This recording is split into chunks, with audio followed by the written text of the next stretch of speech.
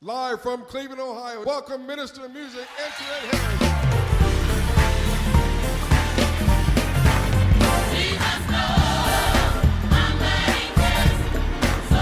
Well,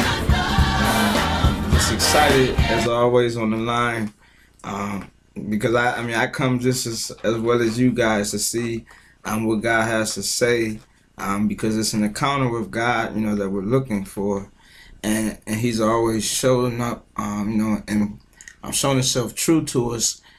And tonight's topic that I came to after searching and kind of going through a lot of different things, it was losing big but winning bigger. And it's amazing in how you try to find God and search for God. And speaking on the story of Job, how we understand that as we come to present ourselves, that the devil presents himself as well. And in my topics, at first I was looking at winning big and losing bigger. And it was funny how like sometimes we get into a position in life to where we've been the fountain for so many people, and we've been given, and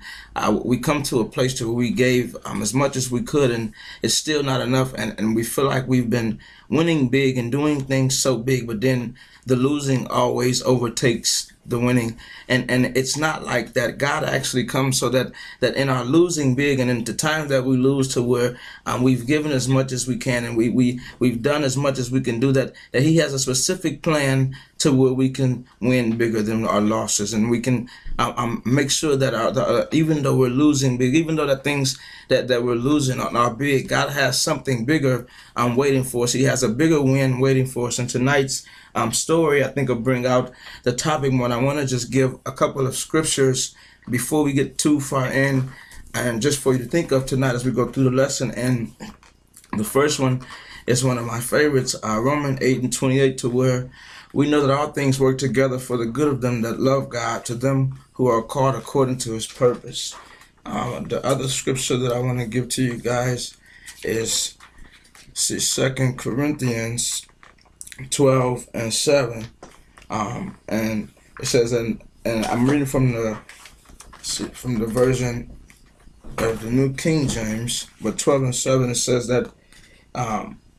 unless I should be exalted above measure by abundance of the revelations, a thorn in the flesh was given to me, a messenger of Satan to buffet me, lest I be exalted above measure.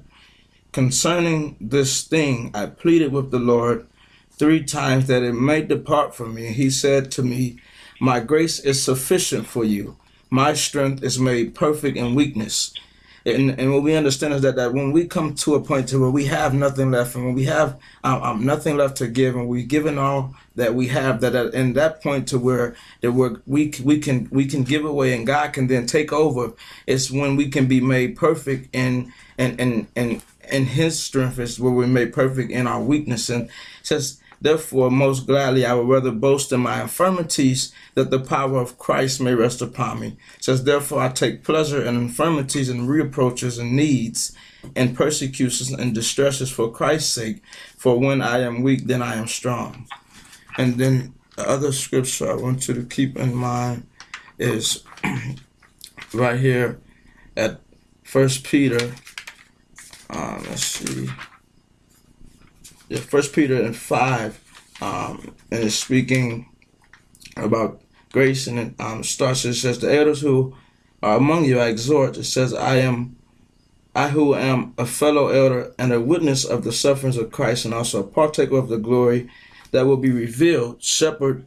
the flock of God which is among you, serving as overseers, not by compulsion but willingly." It says, "Not for dishonest gain, but eagerly, nor as being lords over those entrusted to you, but being examples to the flock." It says, "And when the chief shepherd appears, you will receive the crown of glory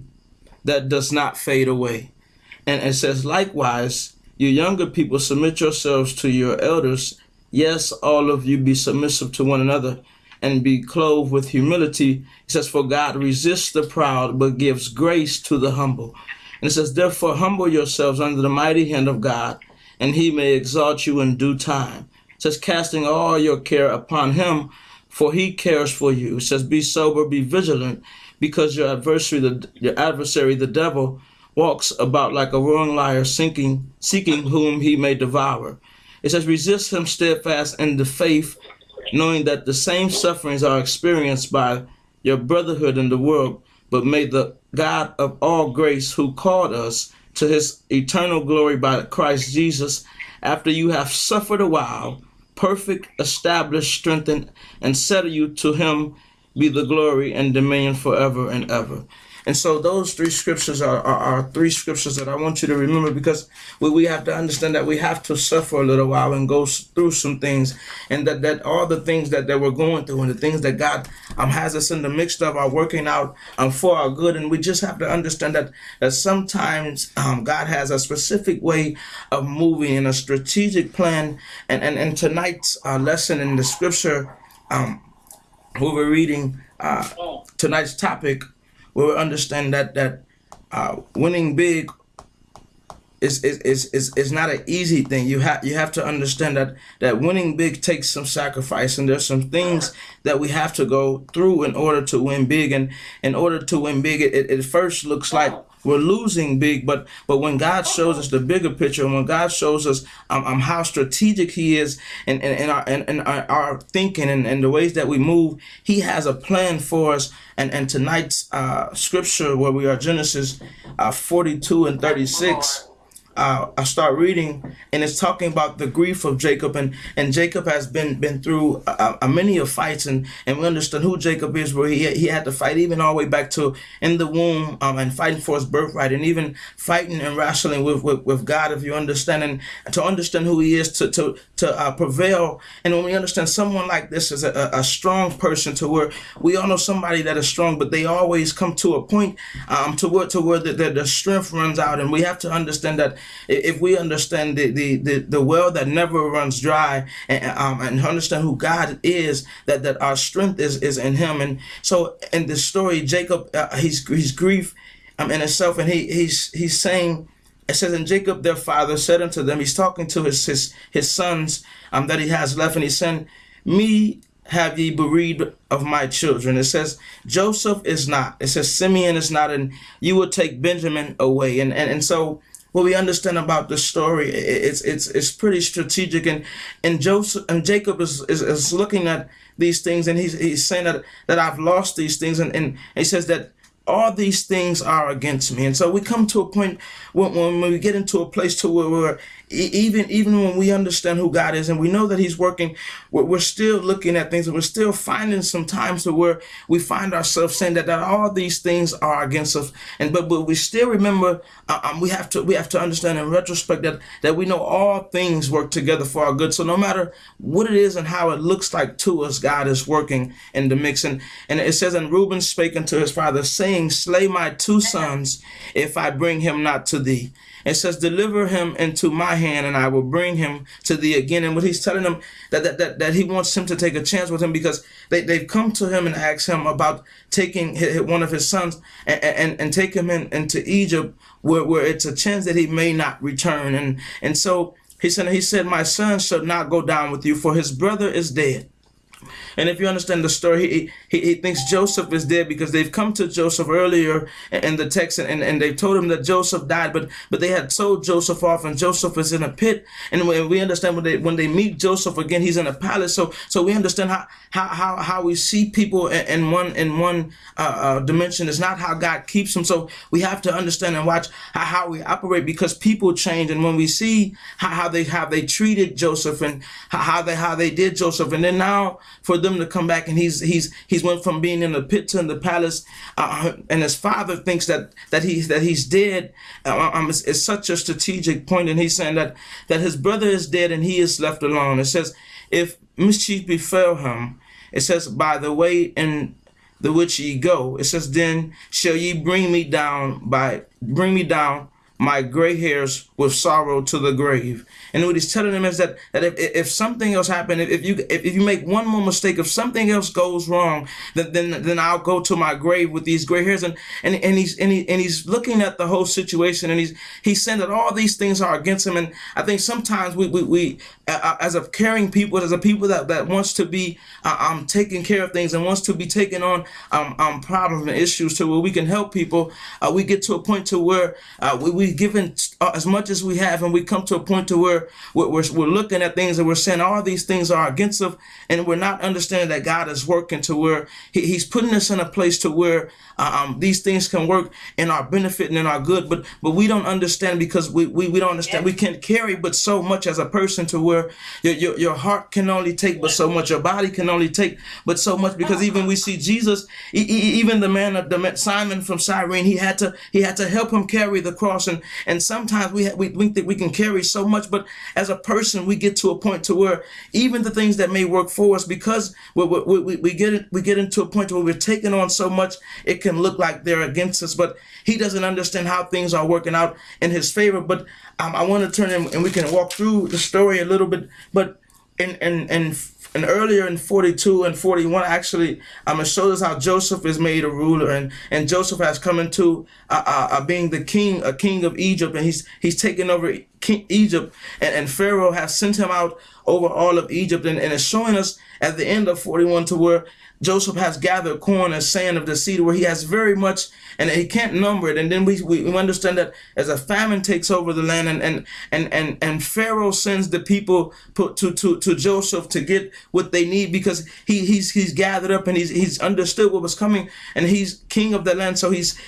taking care of the land. But if we understand who Joseph is a Hebrew boy, and he's in Egypt taking care of the land. He has all of the corn there, and they're coming to him now for what they need, and God is strategic this way, because Jacob thinks that Joseph is dead, but the thing that we understand is that sometimes God takes his things away from us, and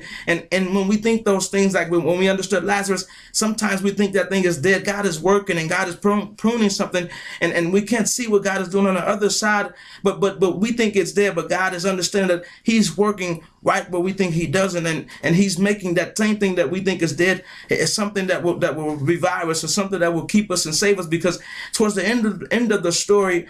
we understand how Jacob was able to reap from the benefits of the things that he thought was going to kill him. And so as he comes through, and we understand that Joseph is now the king of Egypt, and he has the corn, and his father Jacob in the land of Canaan understands that they have a famine that hits the land, and in the famine that hits the land, that he has to understand how they have to eat, and they have to get food, and in order to get food, they had to go in the land of Egypt where corn was, and when they had to go there, he had to send the brothers off, and what they did was he didn't know that they were talking to their other brother Joseph, because they didn't understand what was going on and who he was until he revealed himself. But they had to go through some things, and it's funny, because the irony of the situation is that Joseph was asking his brothers questions that he already knew the answers to, and he was asking them about things that he already knew, but he wanted to know, was my father still alive, and that was what he was trying to get to, and they went through a series of things to where he wouldn't let them come back. After he'd given them corn, he had sent them back with the bags of corn, and he also put their money back into the bags, because he confused them, and they didn't know exactly what was going on, because he put their money back into the bags that he was supposed to keep for the corn that they got. But God was working, and God was showing himself true, and they didn't understand exactly what was going on, because if we understand how they treated their brother, their mindset was a little off, but when we understand the story keeps working out, and everything that's against them ends up working out for their good. Once he sends them back, they ask for Benjamin. He doesn't want to send Benjamin because Jacob is looking at all these things, and he's saying that Joseph is not here. He said, I've lost Joseph, and I've lost another son. He said, you're trying to take Benjamin, and he doesn't want to do it. And he's also had to lose his wife, but that's another story. But Jacob has been through a series of losses, and he's come to a point to where he said, all these things are against me, and if something else happens, I'll go to my grave. And so if they keep going, and they go back and forth, and they understand that Joseph has a test to where he fills their sacks, and then he puts his silver cup into the youngest one's sack, and his corner his money. And 44 it talks about the final test, and he did this according to the word that Joseph has spoken. But it said in 44:2 it says, and put my cup, the silver cup, in the sack's mouth of the youngest, and his corner his money. And it said that he did according to the word that Joseph has spoken. And so we understand that after this they had a search for the silver cup, and it says, behold, and ate the money which we found in our sacks mouths we brought again of thee. And as they're looking for this cup, and so it says in 12 the search began for the cup, and the eldest left the youngest, and the cup was found in Benjamin's sack. And says that they rent their clothes and laid it every man his ass, and returned it to the city. And so we understand that after the strategic plan of Joseph, how Joseph is working, Joseph comes and they have to plead for Benjamin, because he's telling them that my father has already sent me to this land, and he told me that if I come back without my brother, this may be the thing that takes him to his grave. And Joseph has a strategic plan, but then Joseph is telling him that he comes to himself and he reveals his identity, because in 45 it talks about Joseph not being able to refrain himself. It says, before all that stood by him, and he cried, and it says, cause every man to go out from me. And there stood no man with me, while Joseph made himself known unto his brethren. It says, and he wept aloud, and the Egyptians and the house of Pharaoh heard. And we understand how loud is trying to understand and get us to see where he's weeping, how loud he is for these houses, all the houses, and even the house of Pharaoh heard. It says, and Joseph said to his brethren, I am Joseph. Doth my father live? And it says his brethren could not answer him, for they were troubled at his presence. And so, like I said, when they last time they seen Joseph, he was in a pit, and they had sold him off, and they're troubled now, because how you treat somebody when they're down is different from when they're in power, and you're a little nervous from how they might do things and how they might treat you. But he's telling them, and Joseph said unto his brethren, come near to me, I pray you. And they came near. He said, I am Joseph your brother, whom ye sold into Egypt. Now therefore be not grieved, it says, nor angry with yourselves that ye sold me hither. It says, for God did send me before you to preserve life. For these 2 years have the famine been in the land, and yet there are 5 years in which there shall neither be earing nor harvest. And so what we understand is that God has caused some things to dry up in the land which they were in. And when God caused some things to dry up, he's trying to move us from one place to the next, because God understands how trouble comes. And when trouble comes, God has a strategic way from moving us from one place to the next. And he causes some things to dry up to it's almost like if you don't understand how God causes one thing to dry up, and we have to move and understand the strategic place, how we have to move and transition from one place to the next, because he's called that to dry up, because he's sending us to another place, and he's caused Canaan to dry up for them to have to go into Egypt, because Jacob didn't understand everything that was going on until he was able to start moving and go to the plan. And so when they got back, they told Jacob exactly, trying to tell him what was going on, and they told him that Joseph is yet alive, and he is the governor over all of the land of Egypt. And it says, and Jacob's heart fainted, for he believed them not. And so he couldn't believe this. And he says, and they told him all the words that Joseph, which he had said unto them. And when he saw the wagons which Joseph had sent to carry him, and it says, which Joseph, in the spirit of Jacob, their father, revived, it says, and Israel said, is it enough? It says, Joseph, my son, is yet alive. I will go and see him before I die. And so if we move further through the text, we understand that Jacob went into a land to where he was nervous, and he was struggling with these things, and he didn't understand that everything was working out for his good, and he was able to go into a land to where his son was the king, and he went there, and when they got there, Pharaoh told Joseph to give them the best of the land there, and they would be taken care of for the rest of his life, and that he would eat the bread of the Egyptians. And that when we understand that God causes things to dry up, and then exactly when our soul is just so tired that we can't take anymore, God has a specific plan because of our faith. And we understand that our faith is the substance of things hoped for, and it's the evidence of things that are hoped for and not seen. The word that faith builds that thing, and it's a substance for what the things that we don't see. And with faith we can make some things that we don't see appear. And God is calling us to understand that we may be losing big, and the things that we're looking at seems like we're losing big, but God is saying, I have an important plan that everything will work out out for your good, for the good of them that love God. He says that when we understand the plan, we'll understand that we're winning bigger in the end, because God is creating a plan for some things to drive and for us to move, and for us to understand that we may understand that we're seeing things in one way, we're losing things, and God is showing us things that are lost, and we're thinking we lost some things and some things are dead, but God is actually working on some things to where he's putting us into some situations, and it's not exactly about the thing, but it's about our mindset and about how we think, and he's working with us to where we understand that losing big but winning bigger tonight. And the story of Jacob, to where he was losing big in every direction. He had lost his wife, he had lost everything that he had at this point, to where his son and his wife, and he was about to lose again, and he had told them that everything at this point, I've lost so much, to if I lose one more time, if one more thing happened, I may go to the grave. But right then, at that point, when he was ready to break down, God was able to break through, and he had a breakthrough instead of a breakdown, and God was able to show him that if you just trust my plan, that these things that you think are dead are actually alive, and it's the exact thing that's going to save you, because the Joseph that he thought was dead was who God had sent into this land to prune him, and he had to go through a many of things, to where he went from a pit to the palace, and he was the king now from being sold. And we understand that the thing that he thought was dead and the thing that he thought was going to kill him is the exact thing that taught him who God was, and showed him that God has a specific plan for us all, just like the blind man, and how he humiliated him in the front of the disciples and sent him to wash in the pool of Siloam. He has a specific plan for each one of our lives, and we have to understand that the fountain of youth, if we show people to the fountain of youth and who God is, and not to the resources, not to the things that we have, God has sent us some things, and if we show people who he is, and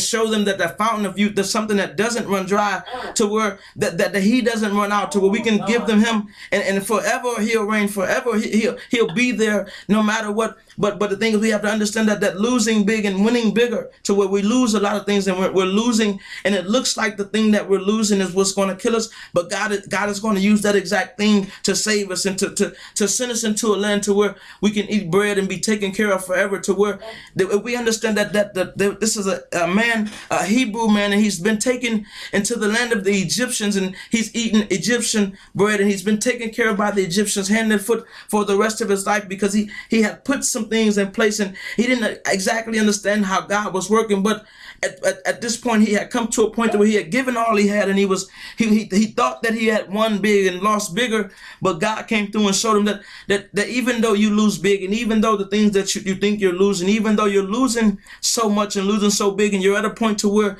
you're about to break down, you can still win bigger. And so tonight's lesson is about us losing, and us going through a time to where in our eyes it looks like we're losing so much that we can't win enough to cover it, but with God, and understanding that if we read this story from the end to the beginning backwards, and we understand how it works, he gives us the irony, he gives us the stories, to where now we don't have to go from the front to the back. We can start reading the stories from the end to beginning, to where we know that God has a specific plan for those who love him, and that we don't have to carry the cross. Jesus carried it for a reason, and we have to understand that we're losing big, but we're winning bigger, and if we can just get that in our soul, and understand that the things that we lose and the things that God takes away from us, he has a plan, and he's pruning them, putting some things in place, so that there's a benefit in losing with God, and that sometimes, like I said, we give so much out of our soul to our heart, and our soul is tired, but God makes sure that collateral damage doesn't damage us so much to where we can't get off track, and then keeps us right where we need to be. But tonight, like I said, losing big but winning bigger, and I just want you to remember that, and think about it, and remember the story of Joseph and Jacob, and go back and at yourself to find something that you may find so profound, to where you understand that losing big but winning bigger. Put your hands together, because God is the greatest power. God is the